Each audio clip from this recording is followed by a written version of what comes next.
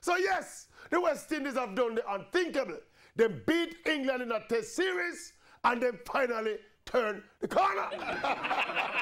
But this thing though, we are a couple of the West Indian players in Darren Bravo and Kemar Roach, as well as some regional experts and fans, are heaping praise onto new West Indies coach Richard Pybus for the performance of the team so far in the series.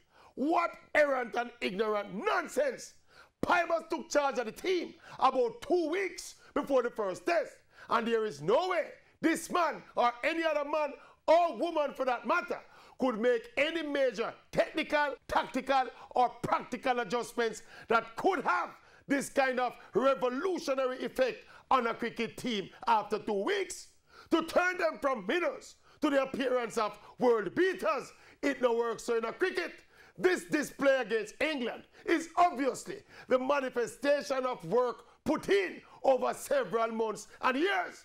So if I was the coach of the West Indies for these 2 test matches, would I win them same way?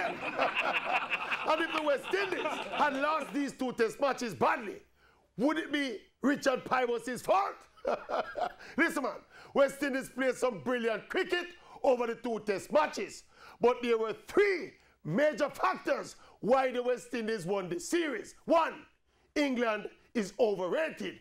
2, England no good. And 3, England worthless. It have none to do with Richard Pybus.